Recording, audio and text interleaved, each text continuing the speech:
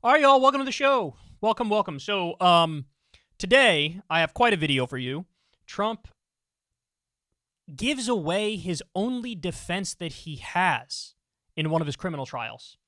It is astonishing. I have no doubt that every lawyer this man has ever had has told him, for the love of Christ, stop babbling, stop talking. You're going to get yourself in trouble. Well, now we've hit the pinnacle of this dynamic because he just gives away his only defense. It's amazing. So I'll play that for you. We also have an interesting report on Alex Jones. As you all know, he was found guilty of defamation of the Sandy Hook parents, and he was ordered to pay, I believe it's over $1 billion. And you won't be surprised to learn he hasn't paid even a penny to these families. So we'll dive into that. We also have Ro Khanna embarrassing a big pharma lawyer in a committee hearing. I love that video. Chris Christie with a shocking trans take that I want to share with you. And the Republican Civil War is heating up. You have McCarthy basically screaming and cursing at the people who are trying to oust him from power. We have a behind-the-scenes report on that. And also, Vivek Ramaswamy is called annoying directly to his face, which is music to my ears. I get quite a kick out of that. All right, so without further ado, we'll dive into it here in a second. Everybody knows shameless plugs. Do your boy a big favor. Please subscribe to the channel. We're trying to continue to grow the channel. I think the next plaque is what, 10 million subs? We got a long way to go, dog. Long way to go. So hook a brother up with a sub. Try to get us closer to that 10 million mark. That might end up being the lifetime goal at this point, right? Because I don't think we'll ever get to 100 million. 100 million sounds insane. So anyway, hook your boy up with that. Everybody click that bell icon so you get a notification every single time video drops. Remember, I've never talked to any advertisers ever, so any help you can give is deeply appreciated. You can tip on YouTube with the thanks button, or you can support on Patreon, $5 a month, or you can support Crystal Kyle and Friends on Substack.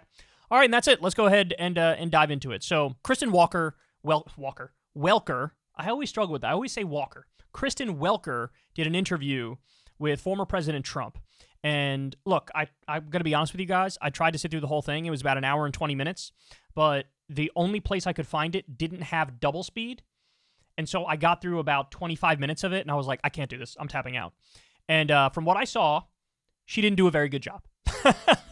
Like, look, I've said this before. I'll say it again. If you are not prepared to handle somebody like Donald Trump, just don't do the interview. Just don't do the interview. If you don't have the skills required, if you don't have the knowledge required, if you don't have the charisma required, pass. Just pass. Because he's slippery, and he's going to be charismatic. He's going to probably make a fool of you. And that's kind of what happened in this interview from everything I've seen. Now, having said all that, there is one moment, which is a very, very interesting and important moment. And let me share it with you, and we'll react to it. The most senior lawyers in your own administration and on your campaign told you that after you'd lost more than 60 legal challenges, that it was over. Why them and decide to listen to a new outside group? Because I didn't respect them. You'd hired lawyers, them. sure, but that doesn't mean, you hire them. You never met these people. You get a recommendation. They turn out to be rhinos, or they turn out to be not so good. In many cases, I didn't respect them, but I did respect others. I respected many others that said the election was rigged. You called some of your outside lawyers. You said they had crazy theories. Why were you listening to them? Were you listening to them because they were telling you what you wanted to hear? First of all, the answer to that is yes. Second of all, let's be clear about who was telling him what. And this is all laid out. You should read the entire Jack Smith indictment. It's really not all that long, but it's worth reading. And they go through, here's the list of people that told Trump, you're wrong. The election is not stolen. Stop. The list is endless. So you had Bill Barr. You had other people at the Department of Justice. You had Mike Pence. You had a whole bunch of top Trump staffers. You had Republican judges. You had Trump-appointed Republican judges. You had Republican secretaries of state. You had Republican governors. You had this endless list of people telling him, you are wrong. Stop. Who was telling him the opposite? Rudy Giuliani, who apparently is drunk 24/7. Sidney Powell, who thinks Venezuela stole the election for Biden. Mike Lindell, the MyPillow freak who was a crack addict and now is in the midst of some sort of a mental breakdown in front of the world. And so, of course, Trump was fishing for the answer he wanted to hear. I saw what happened. I watched that election, and I thought the election was over at 10 o'clock in the evening. You were listening to your instincts. All right. I know you guys are tired of hearing this, but I have to bring it up because I'm the only one saying it, and everybody needs to know it. There were a bunch of articles before the election describing one very likely scenario, which is called the Red Mirage. And the idea behind the red mirage is, look, Trump has been telling people don't vote by mail. Only vote on election day in person.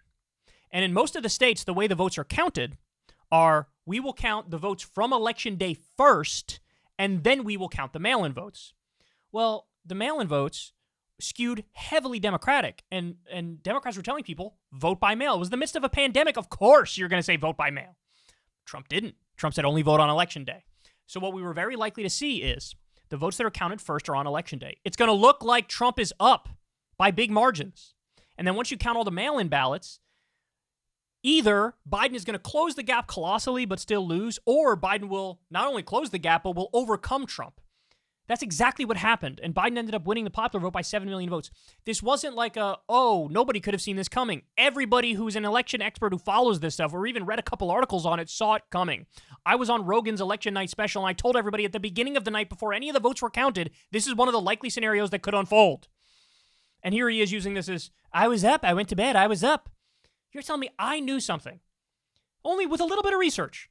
The president of the United States didn't know it. Now, maybe he's an idiot and he didn't know it, right? Or maybe he's a liar.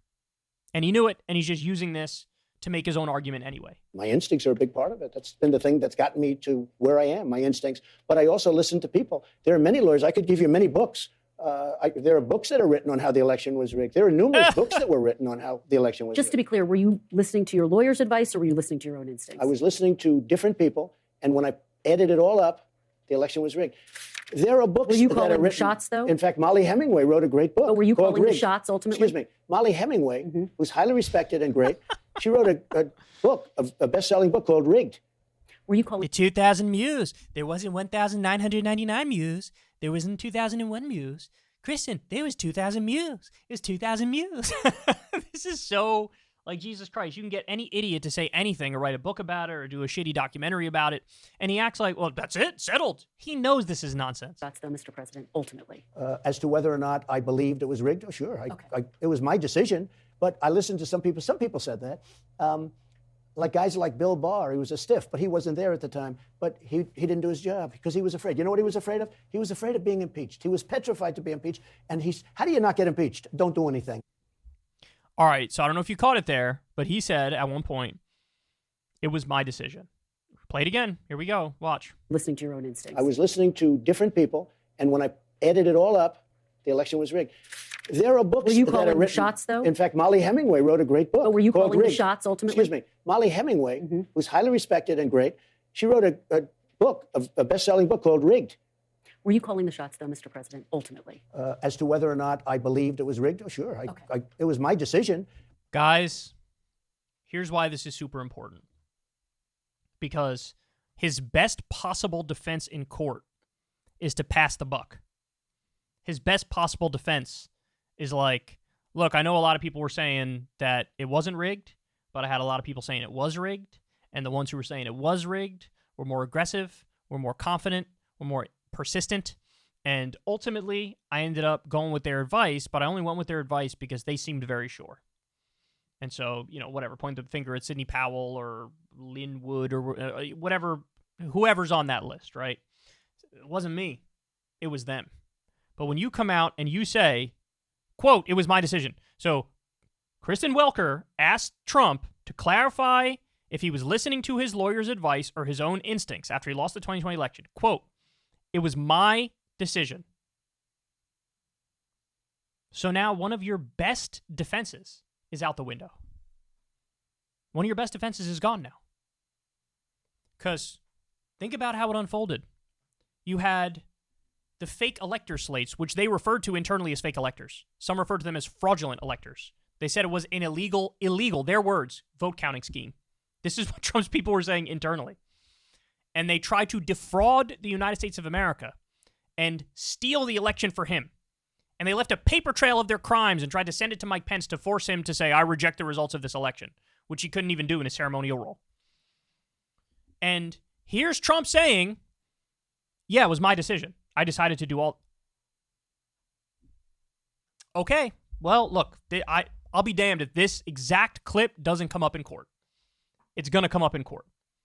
It reminds me of the Alex Jones case where he would say one thing in court and then they would pull out a video of him on his own show the day before saying the opposite. And it was like, oh my God. So, because one of the things I'm sure he'll try to do is pass the buck when he's brought up on these charges. And, well, here's you saying it was your decision. And here's the thing, guys, because you might say, well, maybe he really believes it, and isn't that a defense? If any reasonable person in your shoes, given all the information you were exposed to, would disagree with it, that might be enough to convict also. And that might be where we are here. Because I'm sure he's going to pretend and insist, like, no, I did win it. And who knows, maybe he does believe it at this late date. But at the time, there were indications he didn't believe that, right? At the time, he was saying things like, oh, Mike, you're too honest for not overthrowing the election. There were times he said, I'll leave that to the next guy, meaning I know I'm going to be out and Biden's going to be in. There were implications of, yeah, of course I know I lost. Even if at this moment right now, he thinks, no, I did win, if any reasonable person in his shoes, given all the information he was exposed to, would have disagreed, that might be enough to convict. And with him saying, I was driving the car. It was my decision. You absolute moron. You moron of morons. He's his own biggest enemy with these criminal cases because he can't stop. He can't shut up. He can't stop. He keeps babbling. He keeps violating the conditions of his pretrial release. And I mean, there's a laundry list of contradictions in his own story, and all of this stuff is going to be admissible in court when the prosecution is trying to build their case. So I'll say it again. I'm sure every lawyer he's ever had has said, for the love of God, stop talking. But he can't help himself. He can't help himself. And I don't know if bluster and arrogance is going to be enough to get him through. The only thing is, which should concern everybody, of course, is that there was one person on the grand jury who wouldn't indict. One.